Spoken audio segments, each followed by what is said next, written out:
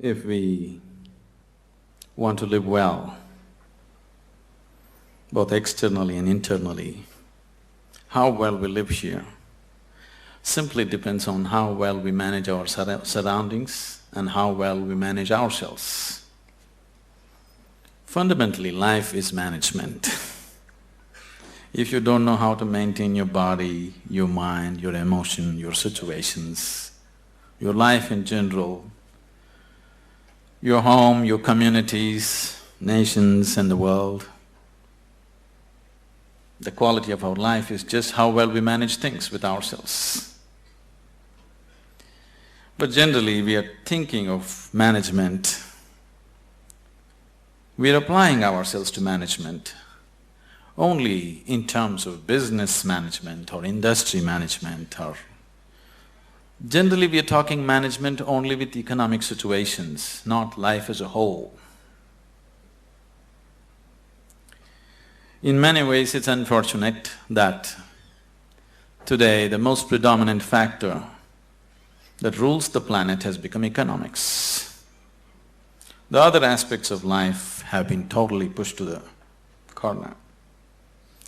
When economics rules, when economics is the only thing that we are thinking about, we will tend to become very gross and unhappy in so many ways.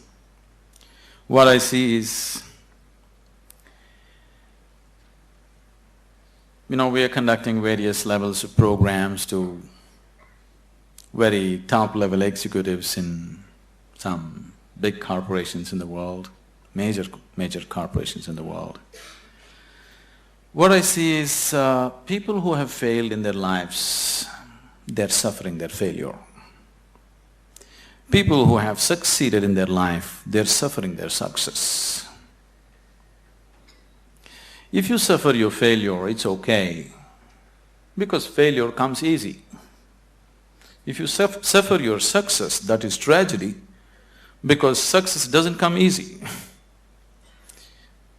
So, something that you worked for, something that you always longed for, something that you wanted to create in your life, when it happens, if you start suffering that, that's the real tragedy of life. But a large number of successful people on the planet are suffering their success. When I say suffering their success, if you look at people, look at yourself and see, you're still young people, most of you. When you're 5 years of age, how happy you were, and today, how happy you are. If we make a chart out of it, a graph out of it, is it moving upward or downward? In 24 hours' time, how many moments are you really happy? If you look at this, is it going up or down?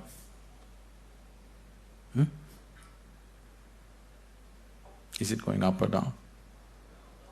Down. So that means you're a bad manager. Because after all, everything that you did in your life is in pursuit of happiness, isn't it? All that you're doing in your life, you're doing it because you believe that is your happiness. You educate yourself, you pursue careers, you build families, you run after your ambitions. So many things you do because somewhere you believe fulfilling those things will bring you happiness. After doing all that, if happiness is not multiplying, it is going down, that means you are a bad manager of yourself. Anybody who does not know how to manage his own body, his own mind, his own emotion and his energies, if he is managing outside situations, he is only managing them by accident, not by intent, the way he wants it. Because if you do not know how to manage your mind, how to manage your energies, how to manage your interiority, managing the outside is bound to be accidental. When you manage situations by accident, you exist as an accident. When you exist as an accident, you are a potential calamity. When you exist as a potential calamity, being anxious all the time becomes a natural part of life. Anywhere you go today, people are talking stress management. Especially a few years ago when I first went to United States, wherever I go, people were talking stress management. I could not understand why anybody wants to manage his stress. I can understand you want to manage your business, your finance, your family, your property, whatever, but why would you want to manage stress? It took me a while to understand these people have come to the conclusion that there is no other way to live. Somehow people have come to the conclusion that if you do things in the world, you're bound to be stressful. One is not stressful because of what they're doing. One is stressful because he's a bad manager of himself. He doesn't know how to manage his own systems. That is why he's stressful. It is not the nature of the job which makes one stressful. You ask a chaparasi, he is also stressful. You ask the top executive, he is also stressful. Everybody believes their job is stressful. No job is stressful. If you have no control over your own systems, you will be stressful. Whether you do something or you don't do anything, isn't it so? See, management means… fundamentally, management means we want to decide the course of our destiny. That's management, isn't it? We don't want to live here by accident. We want to take our lives where we want to go. That's management, isn't it so? If you're managing by accident, you are not a manager. Without you, things will run better. So once you say, I'm a manager, that means somewhere you have decided that you want to go in a particular way. You want to have a certain kind of situation, both inward and outward. So everybody is a manager in his own capacity, but in different levels and different types. Whether you manage a kitchen where you cook for 4 people, or you manage a large industry where 10,000 people work, fundamentally, if you want to have a good kitchen or a good industry, you must be a good manager of that situation, isn't it? So whether you're managing a little kitchen or a large industry, if you want to manage outside situations, generally you will have to manage material and people around you. If you have to manage 10 people or 10,000 people around you, you have to manage 10 minds or 10,000 minds around you. But if you have no management over your own mind, you managing 10,000 minds is going to be a disaster. In the process of doing something, if we are destroying human beings, which is happening right now, in the process of managing a situation, the man is broken, then this kind of management is no good, because after all, every management that we do is only for human well-being. If we are doing management for human well-being, in the process of doing something, in the process of managing situations, it is not only about producing something or making profit. Human beings should rise to their full potential. If we manage a situation properly, in simple process of working, you and the people who are working with you should be able to raise to their full potential.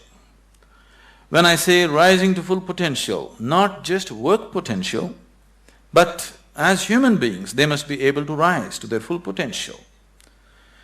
If people work together, then people should be able to rise to the peak of their love, peace, compassion within themselves.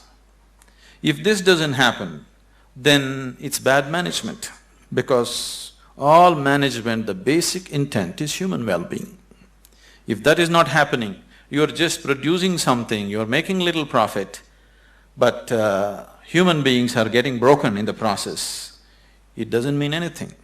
So if this kind of management has to happen, that just in managing a business, you find people around you raise to their peak, then you have to spend a certain amount of time in focusing on your inner management.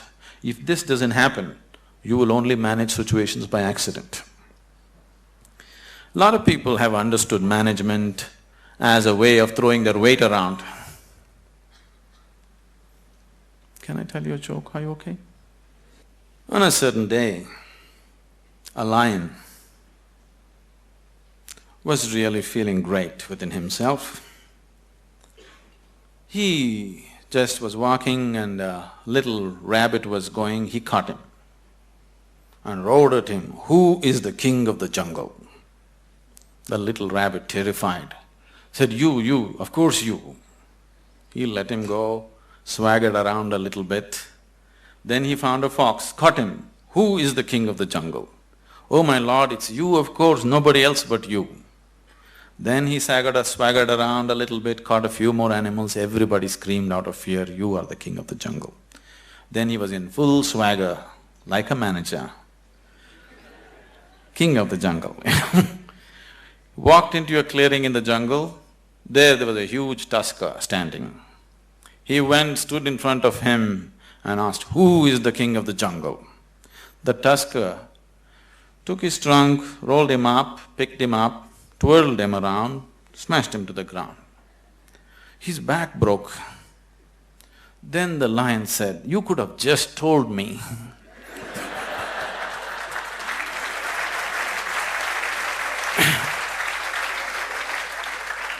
But the tusker said, "You see, I had to make my point." So, lot of people generally are thinking management means just throwing their weight around. Throwing your weight around is not management, any fool can do that. If you manage a situation, not just things happening there, people should feel elevated, just being in that space. Otherwise, it is not management. Above all, if you go to your place and you manage a situation, you must feel wonderful being there. If that doesn't happen, you are not a good manager. So if this has to happen, you need an inner dimension.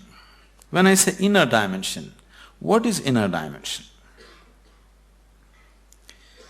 When I say inner, I'm not just talking about the body or the mind, because both this body and mind you gathered from outside in certain ways, isn't it? For example, this physical body, when you were a child, this body was only this much. Now it's become this much. How did this happen? How did this happen? That's a question. How did this happen? You grew up, how did it happen, I'm asking?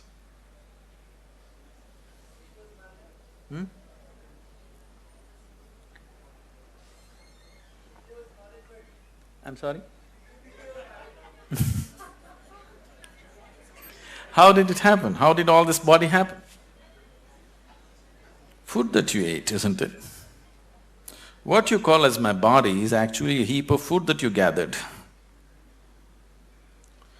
What you call as food is just a piece of earth that you convert it into food and make it into body, isn't it? So this body is just a heap of food that you gathered over a period of time. What you call as my mind is a heap of impressions that you gathered from outside. Now you have a heap of food and a heap of impressions. If this much gathering has to happen, something more than this must exist, isn't it? If you are capable of gathering such a large body and so much mind, there must be something more fundamental than this. But that never comes into your experience.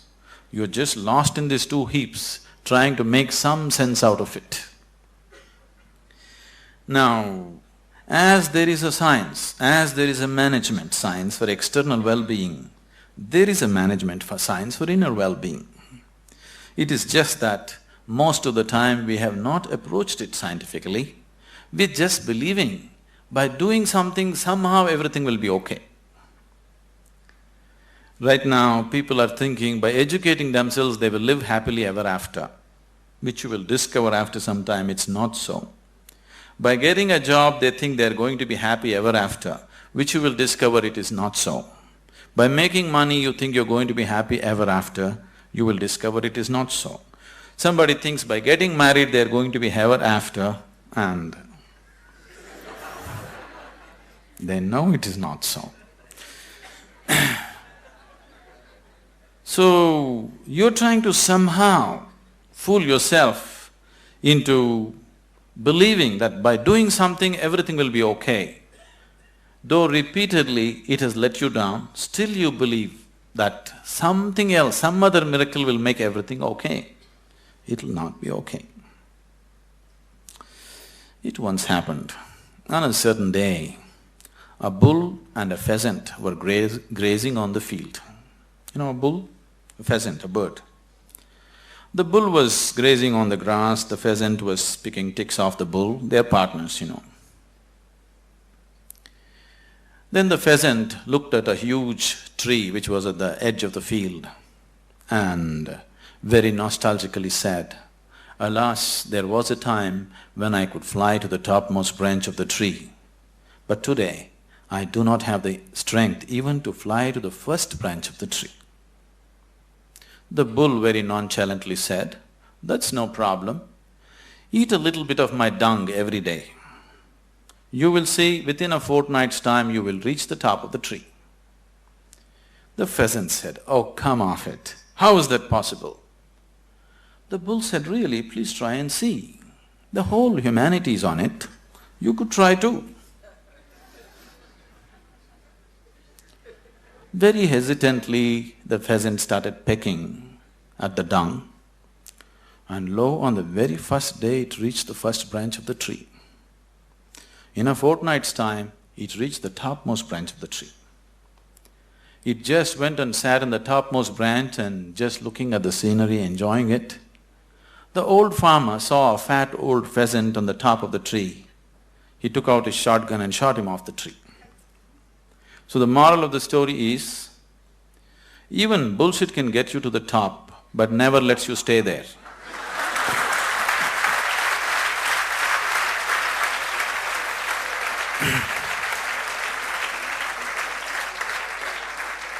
So, if you are seeking a life of fulfillment, if you are seeking a life of joy and peace and well-being within yourself, don't try to bull yourself in some way. You must do the right thing, otherwise it won't work. Now that you are managers or to be managers, probably, definitely, I hope they have taught you that unless you do the right thing, it doesn't work with outside. The same goes with the inside. Unless you do the right thing, it just doesn't work. You may just bull yourself to believe that this will make me all right, that will make me all right. Yes, for a moment, but the next moment you crash. Please see, successful people, unsuccessful people, just look at their lives and see in 24 hours, how many moments are they really joyful? How many? You go on the street and see how many joyful faces do you see on the street? Very, very few, isn't it so? Yes? If you see any, usually they are young faces. Over 30 faces are all long faces. What's happened to them? For most of them, their lives have worked out far better than they ever imagined. If you look at yourself as a generation, never before another generation of people have been this comfortable and this well physically as you are right now, isn't it? Isn't it so? We are the most comfortable generation. No other generation has known these kind of comforts and conveniences. But still, are we any happier than what people were? This is simply because we did not do inner management. We just did external management, no inner management. In the process of creating what we want, the very source of our life, this planet, we're just destroying, isn't it? In pursuit of our happiness, we are just making a bonfire out of this planet, but still we are not satisfied, nor are we any more joyful than what we were 500 years ago as people were, isn't it? So somewhere we have neglected the interiority. So to turn inward, what is needed? One reason why most young people here had never made any effort to turn inward is because today, any thinking person, the moment he can read ABC, speak English, and he has extra alphabets next to his name, he develops an allergy towards anything spiritual. This is not your fault. These so-called spiritual people have made such jokers out of themselves. They have presented spirituality in such terrible ways, ridiculous ways, that anybody who has any sense doesn't want to go anywhere near it. See, a spirituality means to know something which is beyond the physical. Right now, if you exist as a physical entity, as a body, as a mind, because both these things are accumulations from outside, whatever happens outside will happen inside. If what happens outside begins to happen within you all the time, then you being peaceful and happy is always accidental, because it doesn't matter who you are, how powerful you are, how great a manager you are, external situations will never be 100% in your control. That's the nature of the life. Even if you're just two people in the family, still you don't have absolute control over the situation, isn't it so? As the scope and play of your life increases, you have less and less control over the situations in which you live. That's the reality of life. So if whatever is happening outside is happening within you, you being peaceful and happy in your life is a faraway thing, it's never going to happen. Only when a person begins to experience a dimension beyond the physical within himself, then he can play with the physical world whichever way he wants. He can do the best that he can do with the outside world, but the interiority is undisturbed, always the way you want it. The outside world will not happen the way we want it 100%. At least the inner world should happen the way we want it, isn't it so? Isn't it so? The outside will never happen 100% the way we want it. That's the reality of life. But at least this one should happen the way we want it. If this is also not happening the way you want it, if your body, if your mind, if your emotions, if your energies are not functioning the way you want it, then this is the worst kind of slavery, because somebody else decides what should happen within you. If somebody else decides what should happen around you, that itself you call it slavery, isn't it so? Yes? Are we in talking terms or no? Oh, that's fine. If somebody decides what should happen around you, that itself you call as slavery. But if someone decides what should happen within you, is it not a more horrible way of being a slave? But please see, the whole world is in it. The only consolation is everybody is like this. Now that you're learning management as a science, I would like you to understand there is a whole science of inner management. If you don't learn that, you may manage businesses, you may manage industry, but still you will not live a life of fulfillment and well-being.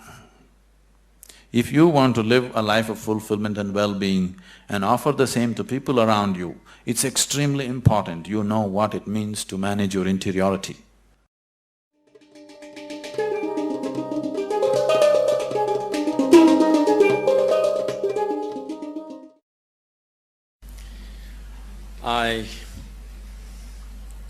I really don't know how you feel today going out of probably the last step of your education, or at least one step of your education, a major step of your education. Because when I studied in the university, I did not go to my convocation.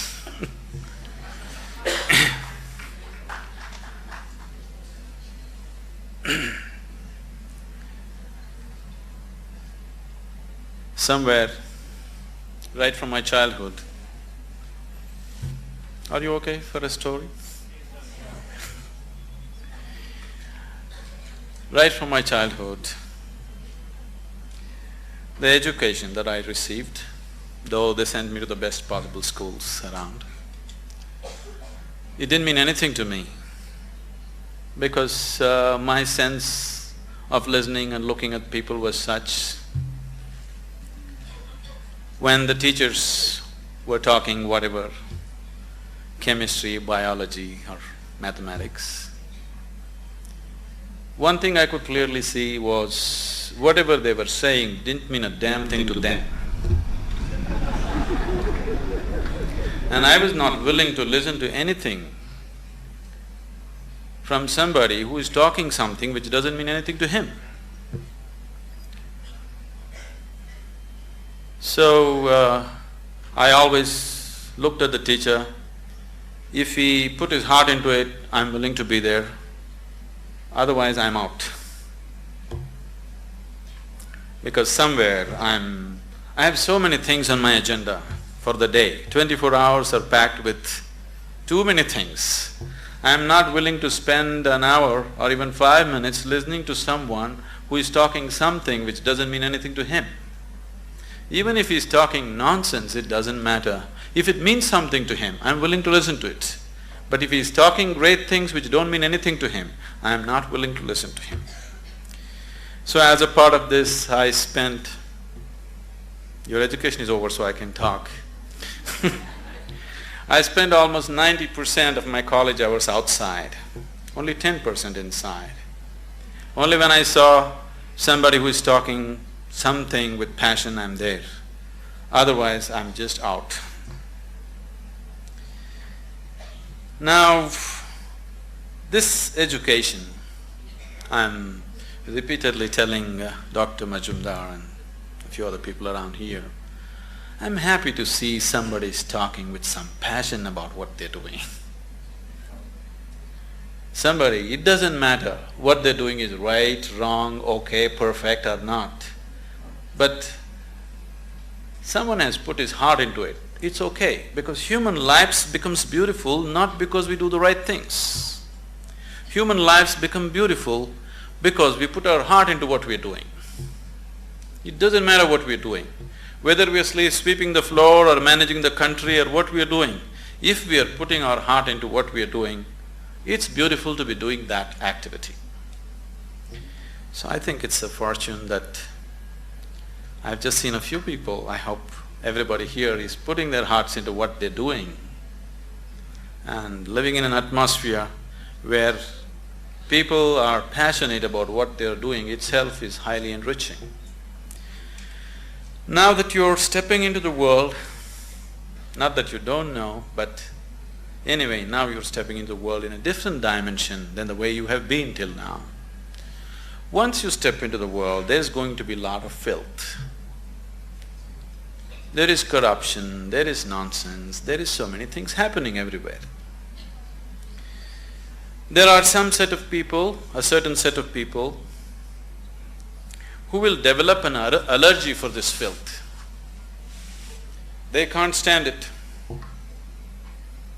They usually run to the Himalayas because they're allergic to filth, they can't take it.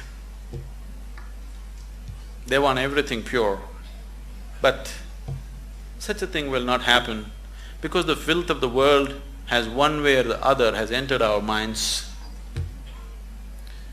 Whether we empower that filth or not is all the option that we have. But we cannot avoid filth, it is there. All the nonsense that can happen in the world, you know in your head, isn't it? So one set of people develop allergy and try to run away, which they can never do, really.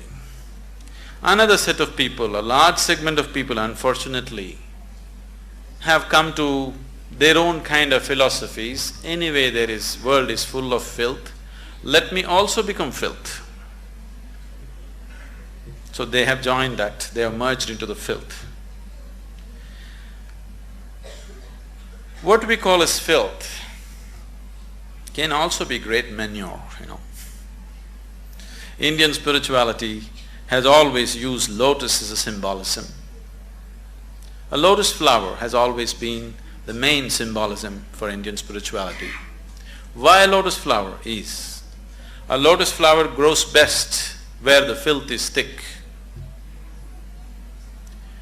This filth which is stinking, which you can't bear, has transformed itself into a fragrant, beautiful flower. This option also is with us every moment of our life. If the atmospheres that we live in make us, we cannot call ourselves managers. If we make the atmospheres that we live in, only then we can call ourselves managers. Being a manager means that we are going to create whatever we see as the most beautiful thing to happen right now. Allowing situations to create you is not management at all. Creating the situations that we want is management. As many of them have said many things, this process of education, there is a certain exhilaration now that education is over, you're stepping into a new dimension of life, the excitement, and it's always beautiful to step into something new that you believe is going to be wonderful. But what we have seen with life with most people is, now let's say somebody got a job. The first day when they went and sat behind this table was the most fantastic place in the world. But within a few years, behind the same table, they're manufacturing blood pressure, diabetes, ulcers and whatnot. This is not because there is something wrong with the jobs that we do. This is not because there is something wrong with the world that we live in. It is simply because we have not paid sufficient attention to ourselves. We have paid too much attention to what is outside. To succeed in the world, people are always thinking, great aspirations will make you successful. Aspiration is just an initial starting point. Just because you aspire for success, just because you aspire for prosperity, just because you aspire for well-being, it doesn't happen. Success, prosperity, well-being happens because you have made yourself capable of creating those things. Everybody aspires. Who is not aspiring for success in the world? Everybody is aspiring. Even a beggar on the street is trying to be a successful beggar, isn't it so? Every human being is aspiring for it, but only those who have made themselves capable will succeed. Making yourself capable not only in terms of management skills and other things, but that is needed too, but making yourself capable as a human being to go through situations untouched, to be like a lotus flower, even if you're in the filthiest of situations, to maintain your beauty and fragrance. If one has this, he will float through this life untouched. If one doesn't have it, life will eat him up in so many ways.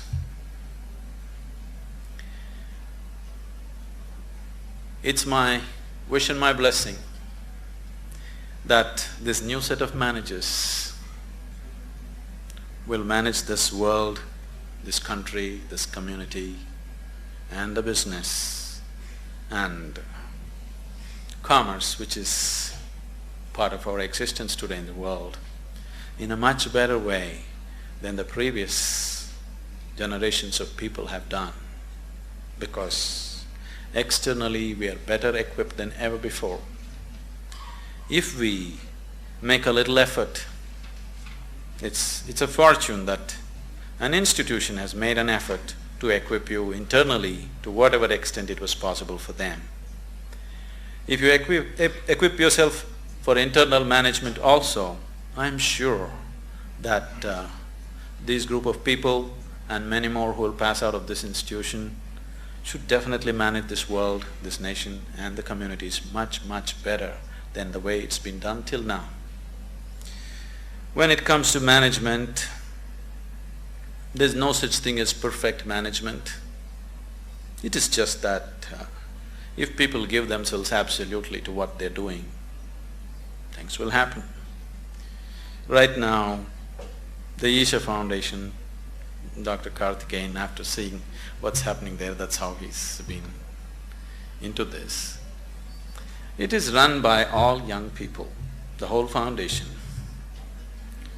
We have hundreds of centers in India and outside the country. Everything is managed by very young people. People who have been with us for 14, 15 years, they are just in their early 30s now. Very, very young people. No senior people, no experienced people, just young people, raw hands. I took this as a challenge to make it happen through them, not using any kind of experience. I'm not against experience, I'm not against that, but I wanted to make a statement that incredible things can be done, not because we know how to do it. Incredible things can be done simply because we are committed that we want it to happen, that's all. Today, this has grown into a voluntary organization with over 200,000 active volunteers around the world. And we have taken enormous projects of social significance. All these things are handled by volunteers. They're not paid for it. They spend from their own pockets and do things. And you need to understand, managing these people, managing volunteers is much more difficult than managing paid employees because you can't fire them. You can never fire them for inefficiency or indiscipline or whatever, because they're there on a voluntary basis. So people who manage these situations, very young people without any qualifications, they are such fantastic managers of people. The way they manage the situations, the way they conduct thousands of people has set such a exemplary example in the community there. I would take this opportunity someday that when it's possible you visit Isha Yoga Center as to how things are managed, so simply, because management doesn't come. I know you need to learn about finance, this, that, banking and those kind of things, but fundamentally management is your ability to be capable of inspiring people to do their best. And that's all we can do.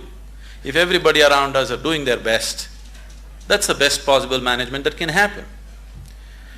So this is not going to come with manipulation, this is only going to come with dedication, this is only going to come with love, this is only going to come because you are willing to give yourself 100% to the person who is next to you at that moment. Oh, is all this possible? Is it not all utopian?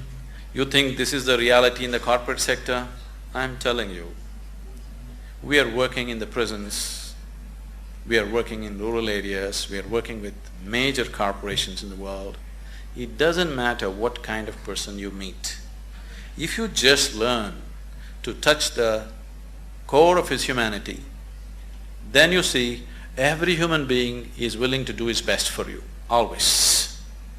If you just learn how to touch the very core of a human being who is around you right now, you will see everybody is willing to lay their lives down for you. Only if people around you love you and they want to do the best for you, you will not get ulcers doing management. If people around you are trying to pull you down, you will anyway get ulcers trying to manage situations. Isn't it so? If you do not create the people who truly love us and wanting to give their best, then management is going to be a pain. Management is going to be a huge suffering. Only when people around us really want to do the best for you, only then management can happen wonderfully. It's my wish and my blessing that all of you turn out as truly great managers of yourself and the world around you.